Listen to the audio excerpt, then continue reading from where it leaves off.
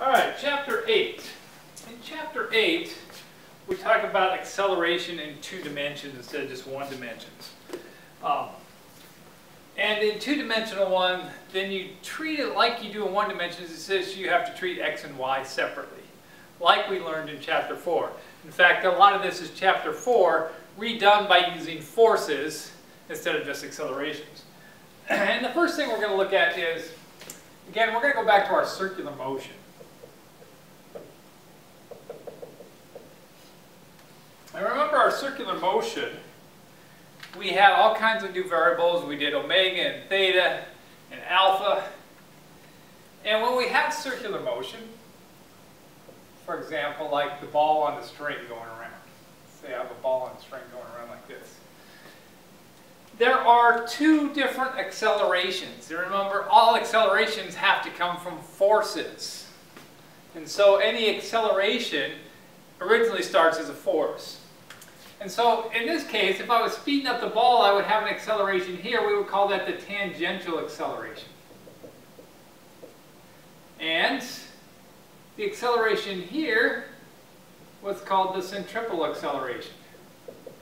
The centripetal acceleration, remember, very important, is always perpendicular to your velocity vector. So it never speeds up or slows down the ball. It just changes its direction. That's what centripetal acceleration does, changes direction. But if we have acceleration by Newton's second law, remember F equals ma. But we learned from chapter 2 that the centripetal acceleration was equal to v squared over r. So I plug that in there, and the centripetal force then is just equal to mv squared over r. That is the force necessary to make something go in a circle. You must have that. So here's my tennis ball on a string. Let's think about this right here. So as I'm spinning this around, excuse me, you'll see the thing that is accelerating the tennis ball is the tension in the string. What is the tension in the string doing?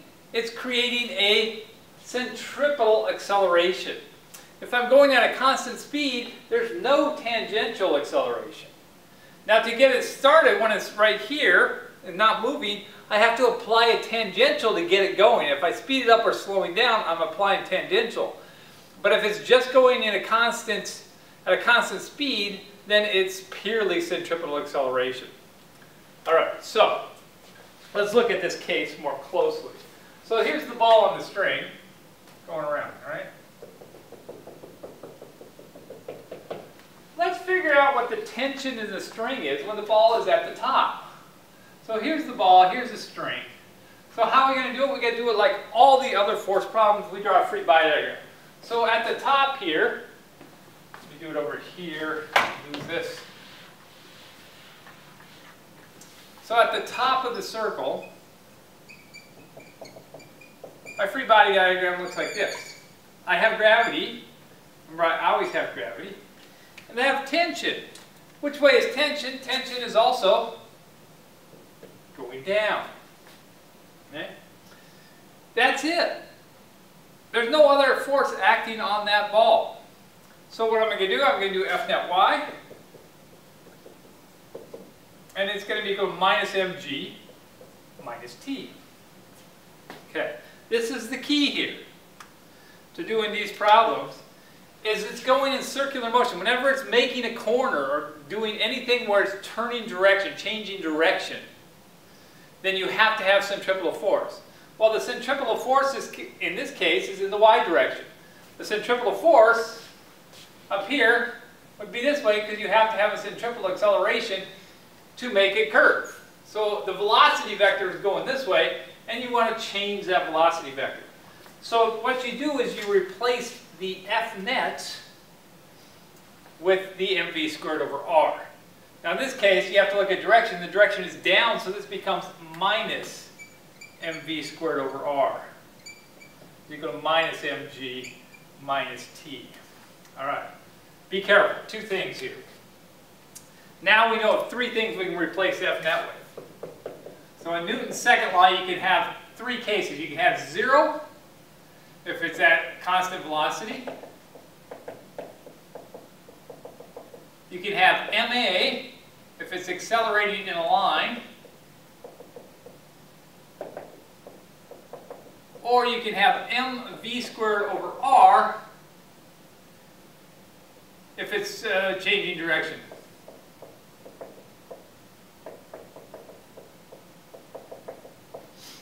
And truth is, you can have both these going on simultaneously. Because if you have mv squared over r, that's the centripetal acceleration. If you had tangential acceleration, that would be just ma, where a becomes at, tangential acceleration. All right, I want to solve this for the tension here, so I'm just going to move the tension over here and move that over there, and you're going to get tension is equal to mg plus, minus mg plus mv squared over r. Notice that this value of the centripetal force, which is the tension here, varies with your speed. Okay, so if it varies with your speed, the faster it goes. If this is going slow, very slow, gravity is going to be stronger and the tension is going to become negative, meaning the ball is going to fall. So if I'm not going fast enough around here, it's not going to make a circle. So if I go slow, it's going to start to just fall and it just becomes a projectile. Okay?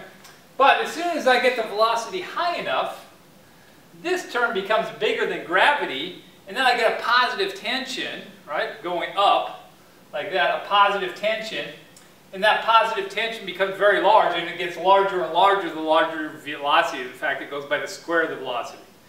And if you go enough, then that becomes so strong that your string can't hold it anymore, and the whole thing breaks. So that is the tension you get. Notice the tension here, though, is the difference between gravity and the centripetal acceleration. What if we do it at the bottom of the circle?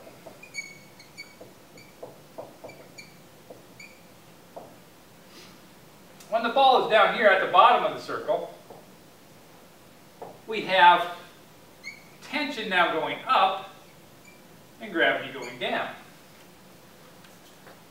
So we do F net y. And F net y is going to be positive t minus mg. But again, it's going in a circle, so I have to replace this with mv squared over r, and the centripetal acceleration in this case is going to be positive going up, so I'm going to replace this with positive mv squared over r. Key is to make sure which direction that's going, place it with the right one. Then I'm going to solve this for t. I'm going to get t is equal to, if I move that over there, mg plus mv squared over r. So notice the only difference here is this is negative and this is positive. In this case, you have both gravity and centripetal acceleration, and I didn't draw my free body diagram right. This should be much less than this. Tension has to be bigger than this because there has to be an acceleration, a centripetal acceleration. In this case, those two are adding together to make the centripetal acceleration. Okay? So the greatest tension occurs when I'm spinning this around. The greatest tension occurs when it's at the bottom of the circle. So most likely, the string is going to break when it's at the bottom, not when it's at the top. Okay? At the top, then gravity is working in the opposite direction of the centripetal acceleration. All right, let's think about this at the top. What happens if I do my string, but I go slower and slower and slower here till my velocity, till my tension goes to 0. Remember when I was going slower and slower, then pretty soon the ball just started to fall. The string went slack. That means the tension was 0. Well, if the tension goes to 0, then I'm at this equation right here. So this is a point where we're going to try to find the minimum velocity that you can make it go and make the tension still be in the string. If you go any slower than that, then it just becomes a projectile. So that's this one here without the t. So this becomes minus mv squared over r is equal to minus mg minus t, but we're going to do t going to 0. Notice we got a negative, negative. The negatives go away. we can divide essentially by negative m, and this becomes v squared over r is equal to g, or v is equal to the square root of gr. Remember, this is v minimum. So the only thing that matters on your speed is not the mass of the ball. The tennis ball, I could be swinging a bowling ball, it doesn't matter. The speed doesn't matter. What matters is the radius of your circle, because little g is a constant. So all you have to do is make sure for the radius of your circle that your velocity is greater than that minimum velocity, and it'll keep going in a complete circle. If you get slower than that, it starts to fall. All right. And let's do a few problems on that. There's most of the time it's remembering this part right here. You have to figure out what to replace F net with. Otherwise, you would do it the same exact way we did all the other force problems. Free body diagram, put the things on the axes, and then you replace F net with that and solve for whatever they ask.